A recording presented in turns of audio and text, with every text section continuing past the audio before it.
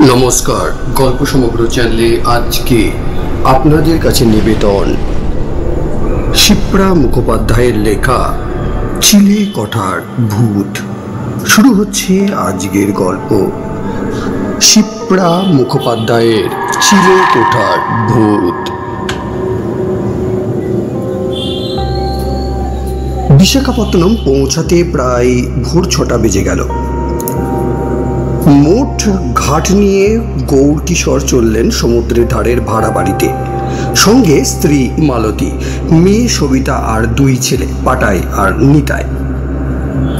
ভজহরিও সঙ্গে রয়েছে, বহুদিনের কাজের লোক ভজহরি।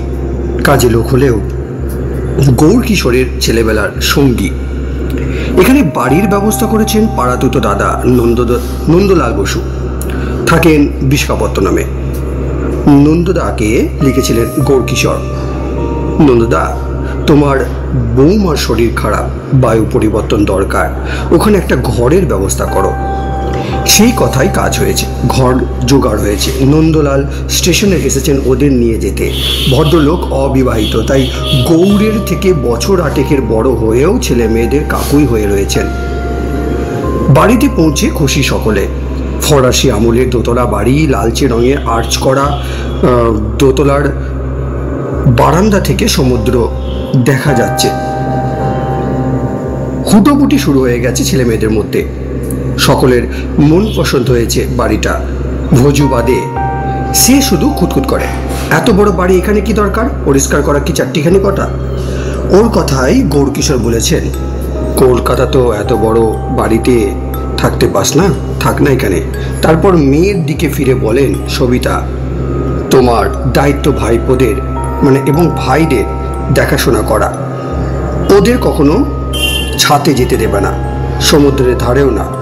কুবুদ্ধির রাজা পাটায়, সবিতা তা ভালোভাবে জানে। তাই বলে সে যদি পাটায় কথা না শোনে, তখন আমায় বলবে, এই পাটায় নিতাই দিদির কথা তোমরা নিশ্চয়ই শুনবে। ঘুলঘুলির ভূত।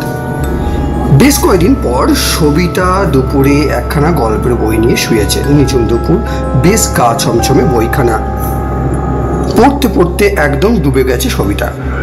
এমন সময়ে কানে এলো পাটায়ের গলা, এই দিদি, ছাতে যাবি? পাটায়, ঘুমোস নি এখনো? চল না দিদি, ছাদটা দেখে আসি, বাবা বকবে। জানতেই পারবে না। ভাইয়ের অনুরোধ আর হাত থেকে সমুদ্র দেখার লোভে রাজি হয়ে যায় সবিতা, কিন্তু সিঁড়ি দিয়ে উঠেই দুজনেই ধাক্কা খায়। ক্ষোভের গলায় সবিতা বলে, এ কি পাটায়, দরজা তো পেরেক পুঁতে বন্ধ করা। পাটায় উত্তর দেয়, কোনো চিন্তা নাই, এই দেখ আমি খুলে দিচ্ছি। তোর কি মাথা খারাপ হয়েছে? এতদিন ধরে বন্ধ দরজাটা তুই খুলতে পারবি? হোক না, না পেরুক পাটায়, অর্থাৎ আমার নাম পাটায়। পাটায়ের গলার স্বরে চমকে উঠেছে সবিতা। এই ভাষা কোথায় শিখলি রে? এই তো তেলুগু ভাষা। বলবো কেন? কথা বলতে বলতে একটানা দরজাটা খুলে ফেলেছে পাটায়। সবিতা আশ্চর্য হয় পাটায়ের দরজা খোলায়।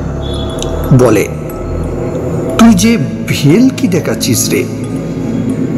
দরজাটি কি খোলা ছিল? কোনো উত্তর না দিয়ে পাটায় ছাদের এক কোণ থেকে অন্য কোণে লম্বা লম্বা পা ফেলে হাঁটতে লাগলো, যেন হাওয়ায় ভাসছে।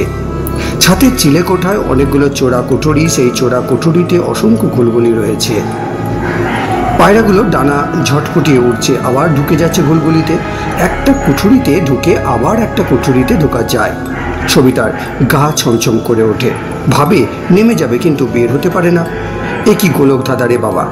বাবার কাছে শুনেছিল লখনৌয়ের ভুল ভুলাইয়ার কথা, এ তো তেমনই মনে হচ্ছে। ভয়ে চিৎকার করে ওঠে পাটায়, তুই কোথায়? সে কথা পাটায়ের কানে গেল কিনা কে জানে। এই কুঠুরি থেকে সেই কুঠুরি ঘুরতে ঘুরতে সবিতার ভয়ে দম বন্ধ হয়ে যাওয়ার ব্যবস্থা। হঠাৎই কানে এলো চিচি শব্দ, আক্কা নেনু ইক্কড়া ইডি চুড়ো, অর্থাৎ দিদি আমি এখানে, এই দেখ। সবিতার নজর যায় ওপরে ছোট্ট গুলগুলিতে, কেমন ছোট্ট হয়ে বসে আছে পাটায়। সে চেঁচায়, পাটায় আমি নাম বলছি, বাবাকে বলে দেব। আবার সেই চিচি শব্দ। ভর দুপুর তখন, মনে হলো রাত হয়ে গেছে। আলো জ্বলে উঠল, গলা শুকিয়ে কাঠ, ঘুঁ ঘুঁ করে শব্দ হতে থাকে সবিতার মুখ দিয়ে। কি হয়েছে? এই সবিতা স্বপ্ন দেখছিলি? সবিতা চোখ মেলে দেখে বাবা মা ওর মুখের ওপর ঝুঁকে আছেন, বিছানায় শুয়ে আছে সে। কি হয়েছে মা? অবাক হয়ে জিজ্ঞাসা করে সবিতা, কি আবার হবে? গো গো শব্দ করছিলিস? যত নষ্টের ঘোড়া ওই ভোজুটা, যত সব ভূতের গল্প করে আর এই হাল হয়েছে। গৌর কিশোর রাগে গজগজ করেন।